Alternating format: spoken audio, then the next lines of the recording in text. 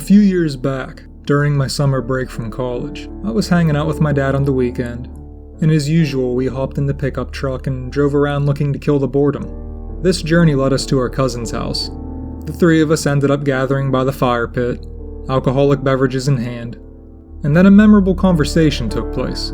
Somehow the topic of my health-conscious diet was brought up, and as usual, I had to defend why I choose to consume very little amounts of highly processed foods. Eating this way is considered heresy by a majority of the people in my life, and they have gone above and beyond to make sure I know that. But despite how tiring these arguments are, I decided to humor my opposition and give an honest reason for my dietary choices. I explained how I didn't want to end up like my grandfather, spending my final days in a bed, slowly fading away until nothing's left. What was said in response to that stuck with me, and has had a dramatic effect on my core beliefs, something that will forever be sealed in the foundation of what makes up who I am. My cousin asked me a genuinely sincere question. What is a perfect death? At the time, I really didn't have a clear answer. I was honestly caught off guard, but my mind truly shifted at that moment. The conversation fizzled out quickly and the night went on. But for years, I meditated on those words, analyzing and picking them apart. At certain times, even developing disdain because someone dared challenge me on such a subject. And then over time, everything became clear. My cousin didn't mean any disrespect. He was simply pointing out that death is death. We all have to face it, so why not indulge in life's pleasures? That's how it is for most people. Live in the now and go wild. Worry about the consequences later, all while chanting YOLO.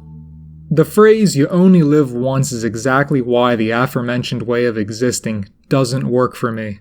I'm fully aware of my mortality. I understand that my body will slowly decay as time goes on, and because of this, I refuse to willingly speed up that process. Dying is truly inevitable, but is there such a thing as a perfect death? With zero doubt in my heart, I can confidently say that there is.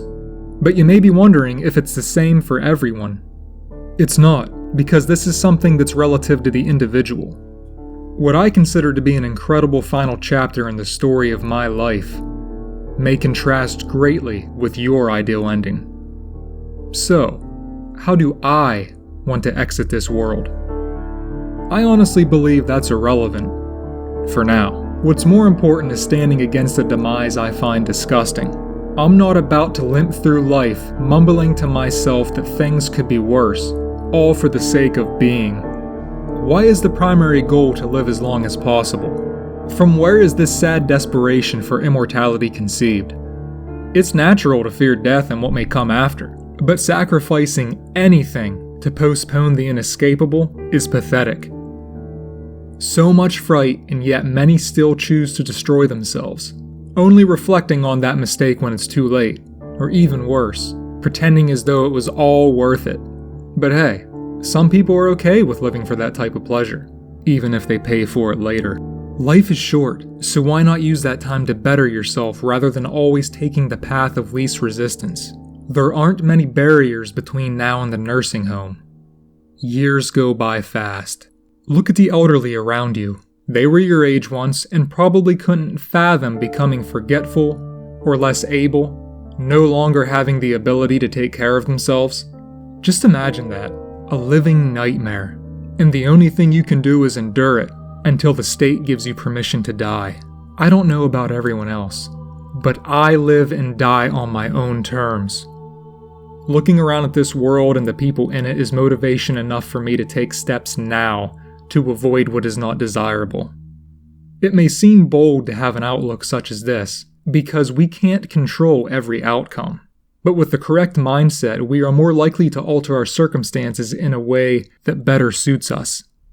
Everyone's after a fairy tale ending, and the biggest irony is that these same people fail to understand what it truly means to end. It all comes down to mentality. Do you understand your situation and what it may lead to down the road? Can you accept it? If you can't, then do something about it. Hey everybody, thanks for watching my video. Please like and subscribe, and if you could, tap the little bell icon so you're notified every time I come out with new content. The perfect death is something that's been on my mind quite a bit lately. And it's probably due to the way the world's going right now. And to many, that may seem pretty dark. But is it really that bad to leave this world in a way you desire? But maybe perfect isn't the correct term to use, because the odds of you having things exactly the way you want them to is very unlikely. So maybe a better word is good. And there's nothing wrong with wanting a good death. And that phrase may raise some eyebrows, and maybe you don't agree with that. And that's fine. But I'll tell you this.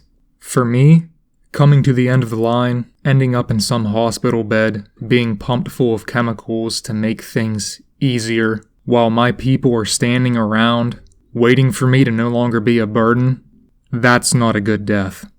Alright, that's it for me. Until you hear from me again, have a good one.